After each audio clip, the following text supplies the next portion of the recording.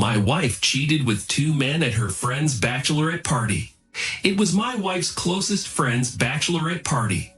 They had organized a weekend trip to the cottage, and my wife really wanted to be a part of it.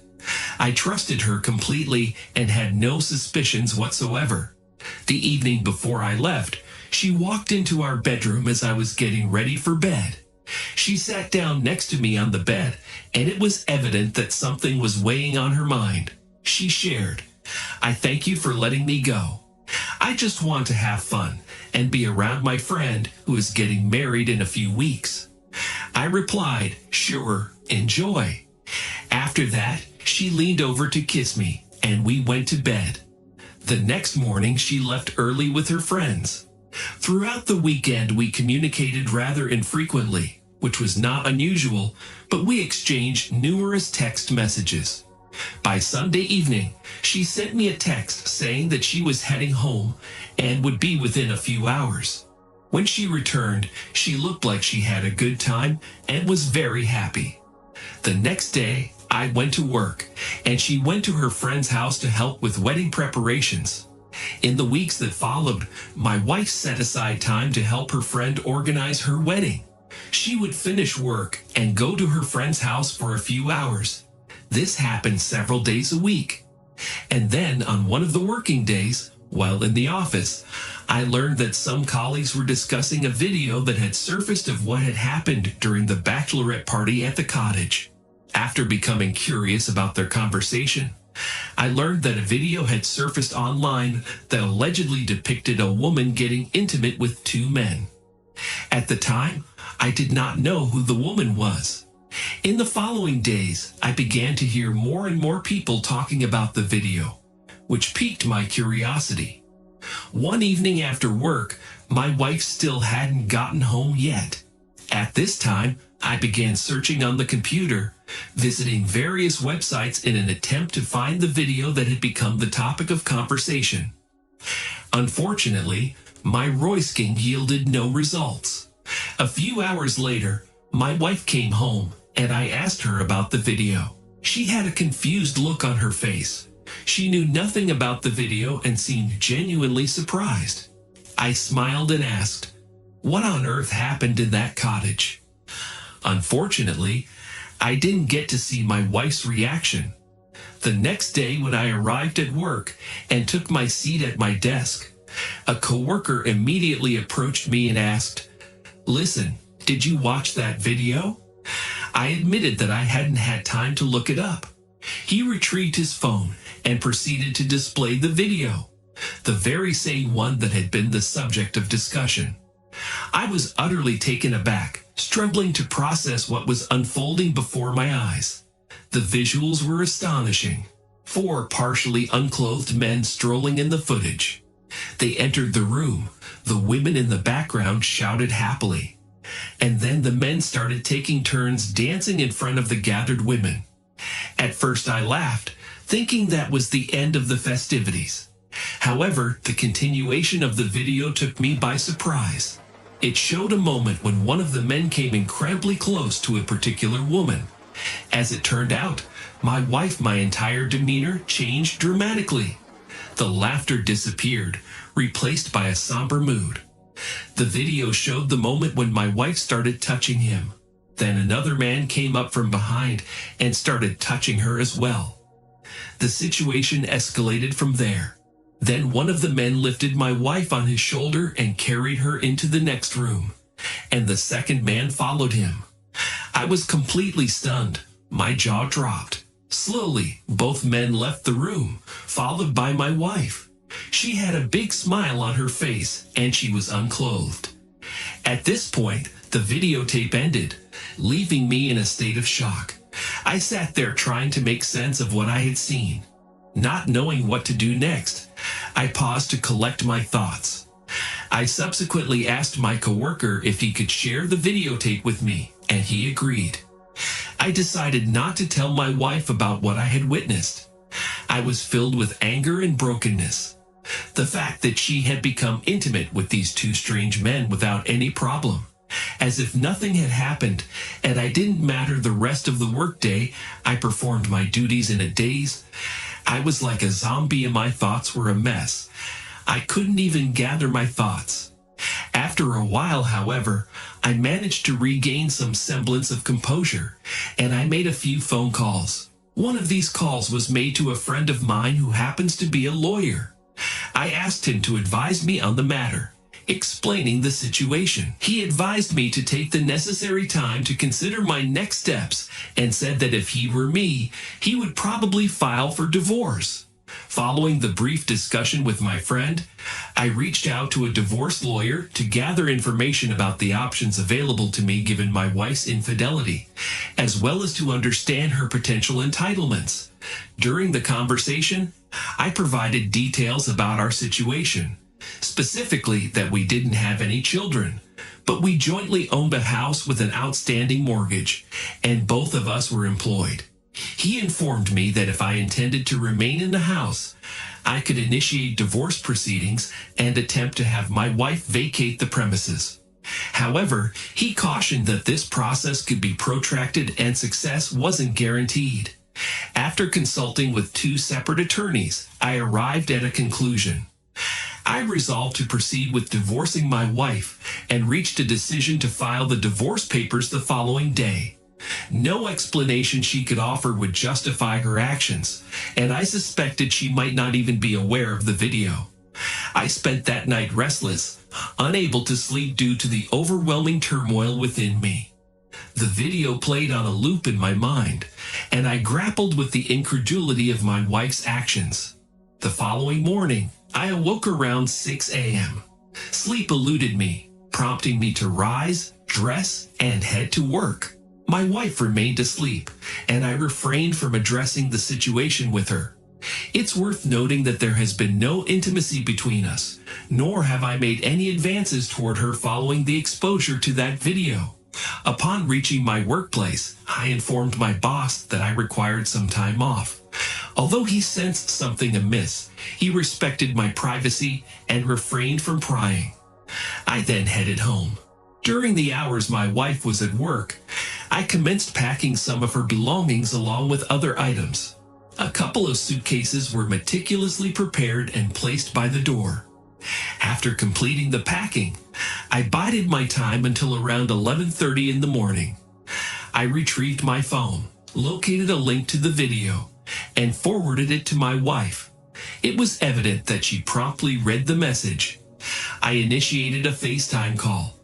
I communicated my decision clearly. I informed her of my desire for a divorce, disclosing that I had already initiated the filing process. Furthermore, I conveyed that she needed to collect her belongings. She abruptly terminated the call, but called back about 5 minutes later, saying she was on her way home. I informed her that when she arrived, I would be upstairs in my office, and I didn't want to see her.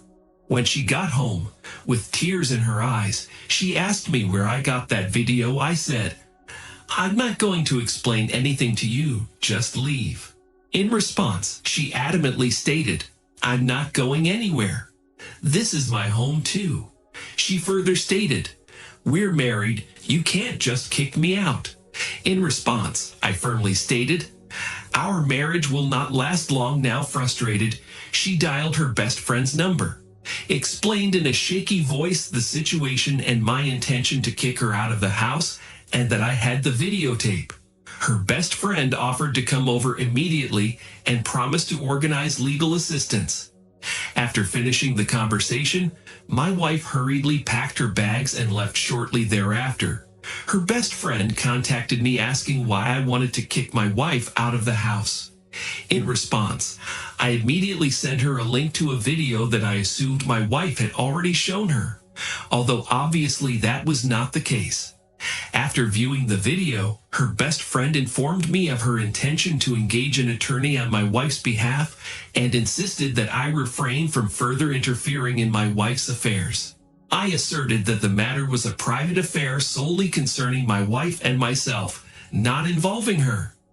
Additionally, I disclosed that I had already initiated divorce proceedings. Over the subsequent days, my wife inundated me with texts, calls, pleas, and voicemails. However, I chose not to respond. Eventually, I received a call from my wife's legal representative. He inquired, "Do you have an attorney?" I immediately provided him with the necessary information. He then thanked me and ended the conversation. A few days passed, and I received a packet of divorce-related documents from my wife's attorney. I scrupulously went through the papers and faxed them to my attorney. I also sent my attorney an email notifying him of the receipt of the documents. A few days later, I received a call from my lawyer. I was curious about my future ex-wife's demands, so I asked him. He outlined the essence of her claim. She was demanding a half share of the entire estate, including the house and one of the cars. Unexpectedly, she did not ask for alimony. I informed the lawyer that her father was wealthy. He owned 4 hotels and several other businesses, which convinced me that she would have adequate financial support. I then told the attorney that I wanted her to vacate the house and remove her name from all joint documents. My attorney cautioned that this might be difficult to accomplish, but assured me that he would explore options to resolve the problem. Several weeks down the line, I received a call at work from my lawyer bearing unfortunate news. He conveyed that due to her name being on the property deed, I couldn't simply evict her from the house. Moreover, given her claim to half of the house, it seemed probable that selling it might be the necessary course of action. I expressed my reluctance, stating that I cherished the house and wasn't keen on selling it. This house was of great importance to me as it was our first home together. My attorney acknowledged that the decision ultimately rested with me, but warned me that if I decided not to sell the house, a legal battle would likely ensue. I was determined not to sell the house and informed my attorney that I intended to contest the title. After a few weeks, I received an official divorce notice, which meant that the lawsuit had begun and a trial date had been set. I arrive at the courthouse, and so does my wife, each of us accompanied by our attorneys. The judge addresses my wife, asking what she wants. She states her desire for an equal division of property, including the house and 1 automobile. The judge then turns his attention to me, inviting my attorney to state my preferences and intentions. My attorney states that I am seeking a divorce and want her out of the house and to remove her name from the joint documents. The judge turns to both attorneys and then shifts her gaze to us, asking if there is anything we can agree on. My wife and I exchange glances and simultaneously shake our heads in mutual disagreement. The judge goes on to explain that in Alabama, a state that allows for both no-fault and no-fault divorce, adultery falls into the latter category. Addressing my wife directly, the female judge states, "Young lady, you have committed adultery, and on the basis of that guilt, I will grant your husband a divorce on the grounds of adultery." The judge then looks at my wife and continues, "Ma'am, I am ordering you to vacate the house within 30 days. However, given your joint mortgage, I have no right to interfere in this matter. You will have to resolve it directly with your mortgage lender." The judge further adds, "Sir, she retains the option to move back into the house if she so chooses. It's considered the marital home, and she has a legal claim to it. However, should she decide to move back in, she will have 30 days to vacate the premises again." Shifting attention to me, the judge asserts, "Furthermore, I am directing you to continue making mortgage payments until the mortgage is settled, whether through full repayment or sale." The judge asks if there are any additional issues that need to be addressed, and the attorney states that my wife wants one of the cars. The judge shifts his gaze to me and asks, "Is that accurate?" I confirm to the judge that it is true and state that she can indeed get one of the cars, but must pay for it herself. The judge then grants her request, allowing her to get the car. After these issues are resolved, the judge finalizes the divorce. About a week after the divorce, my ex-wife sends me a text message informing me of her decision not to move back into the house. Instead, she simply wants her portion of the equity in the house and is willing to transfer ownership of the house to me. I respond to her text, informing her that our total equity amounts to $30,000.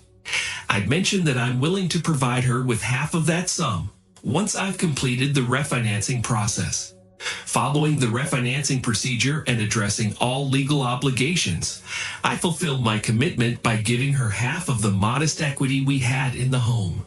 A few months after that, my wife's father sadly passed away, leaving her an inheritance of $3 million. Yes, she didn't need anything from me. Even without her father's death, her financial security was obvious. His support would have ensured her well-being. She tried calling and texting, but I chose not to respond. While I realized that someone might suggest taking her back because of the money, I consciously chose not to give in to that.